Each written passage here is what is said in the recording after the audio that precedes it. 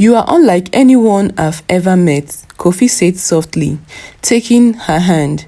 There is something special about you, Anan. Anan blushed, feeling a warmth spread through her. And you, Kofi, I've never felt such a connection with anyone before.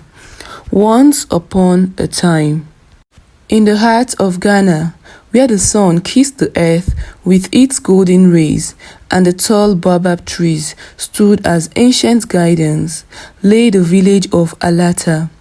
Alata was a place where life moved to the rhythm of the drums, and the villagers lived in harmony with the land and each other. It was a close-knit community where everyone knew everyone else, and the stories were passed down from generations to generations. Anan, a beautiful young woman, was known throughout the village for her radiant smile and the kindness that poured from her heart. She lived with her grandmother, Nana Efua, in a small hut decorated with colorful beads and fabrics. Nana Efua was a wise elder, respected for her knowledge of the old ways and her storytelling prowess. Every morning, Anan would rise with the sun, her heart full of joy as she tended to her chores. She helped Nana Efua with the cooking, fetched water from the nearby river, and worked in the fields, planting and harvesting crops. Despite the hard work, Anan loved her life in Alata. The village was her home, and its people were her family. As the harvest season approached, the village buzzed with excitement. The annual Harvest Moon Festival was a time of celebration, gratitude, and joy. The festival marked the end of harvest and the beginning of the new planting season. It was a time when the villagers came together to give thanks for the bountiful harvest and to honor the gods who watched over them. Anan was especially excited about this year's harvest.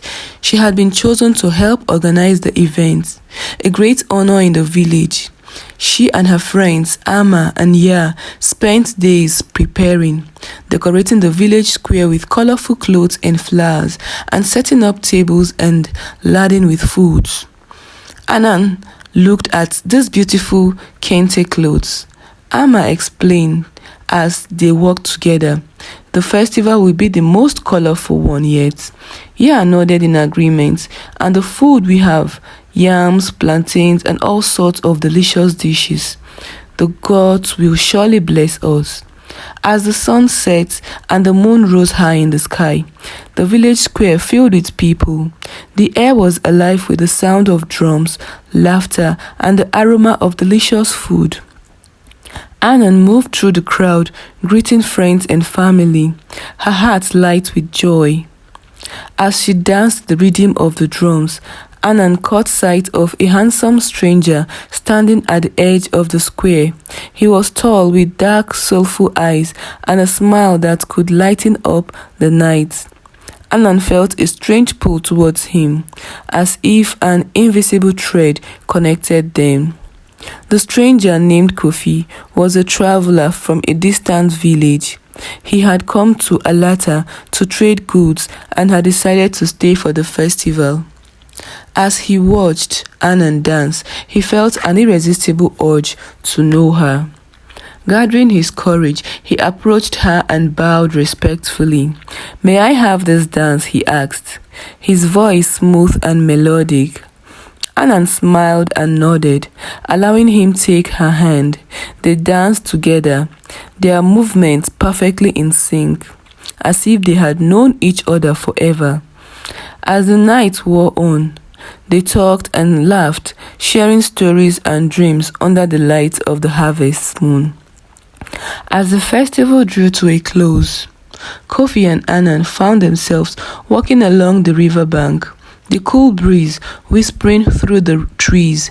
They talked about their lives, their hopes, and their fears. Anan felt a deep connection with Kofi, a sense of understanding and belonging she had never experienced before. "Tell me more about your travels," Anan urged, her eyes wide with curiosity.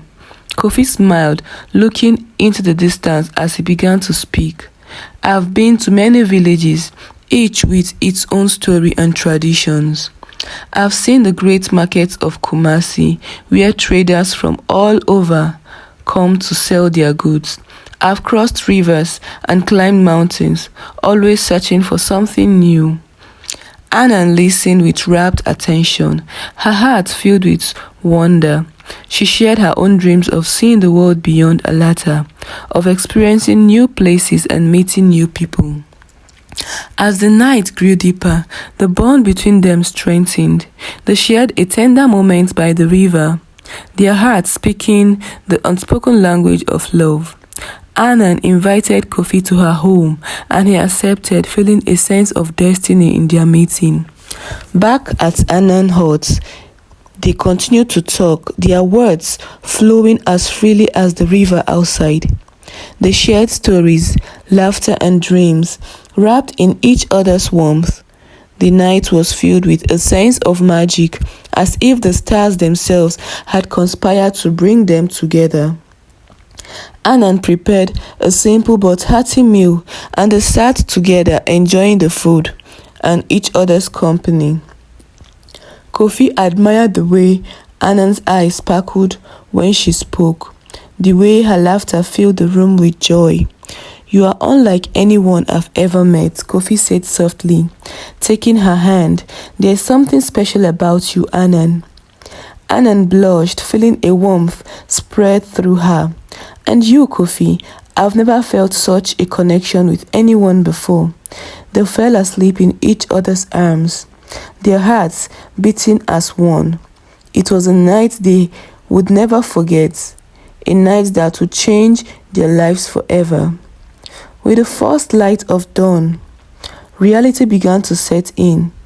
Kofi had to continue his journey, and Anna knew she would stay in Alata. They exchanged promises to remember each other and to cherish the magical nights they had shared. Kofi gave Anan a beautiful carved wooden bird, a symbol of their brief but profound connection. Whenever you look at this bird, remember our night under the stars, he said softly. Anan watched as Kofi disappeared into the horizon, a mixture of sadness and gratitude in her heart. She returned to her daily life, but the memory of that night lingered, a beautiful reminder of a fleeting yet meaningful connection. In the days that followed, Anan threw herself into her work, tending to the fields and helping her grandmother. Life in Alata continued as it always had, but Anan carried the memory of Kofi with her. She often found herself gazing at the carved bird, smiling at the thought of him.